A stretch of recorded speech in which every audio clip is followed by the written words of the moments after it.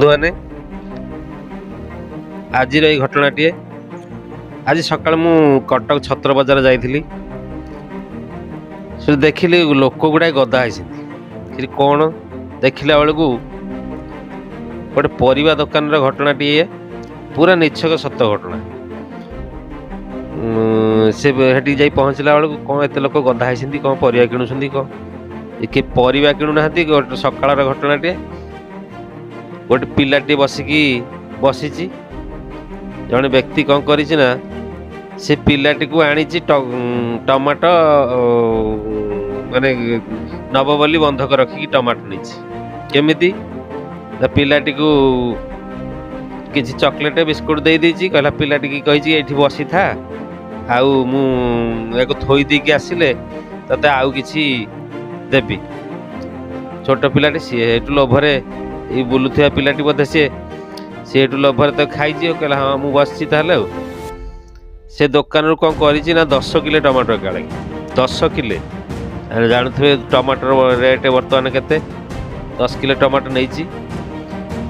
ସେ ପିଲାଟିକୁ ସେ ଦୋକାନୀ କହିଛି, ପିଲା ବସିଛି, ଟିକେ ନଜର ରଖିଥା, ମୁଁ ଟିକେ ଥୋଇ ଦେଇ ଆସିଛି ଗାଡ଼ିରେ।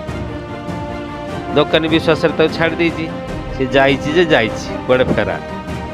ସେଠୁ ବହୁତ ସମୟ ପରେ ପିଲାଟି ଯେତେବେଳେ ଯିବାକୁ ଉଠିଲା, ସେ ଦୋକାନୀ ପଚାରିଲା, କୁଆ ଗଲେ?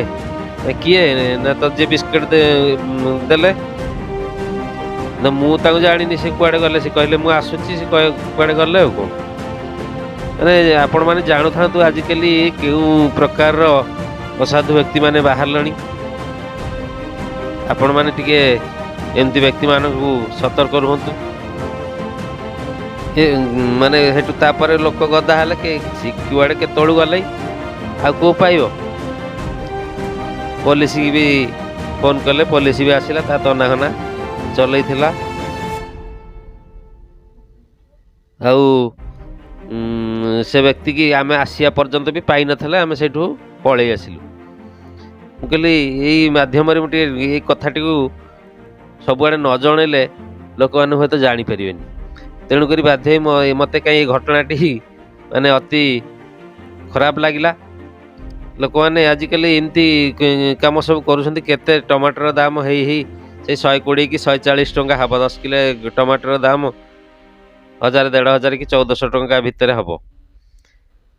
1400 ଟଙ୍କା ପାଇଁ ଗୋଟେ ପିଲାଟିକୁ, ଛୋଟ ପିଲାଟାକୁ ମାନେ କେମିତି ପ୍ଲାନ୍ ପ୍ରୋଗ୍ରାମ କରି ତାକୁ ଦେଖ ଆଣି ବସେଇ ସେ ଦୋକାନୀକି ଭୁଆଁ ବୁଲେଇକି ସେ ତାର ଯାଇଛି। ଏମିତି ଦୋକାନୀମାନେ ବି ଟିକେ ସତର୍କ ରୁହନ୍ତୁ। ଲୋକମାନେ ବି ଟିକେ, ଗ୍ରାହକମାନେ ବି ଟିକେ ସତର୍କ ରୁହନ୍ତୁ।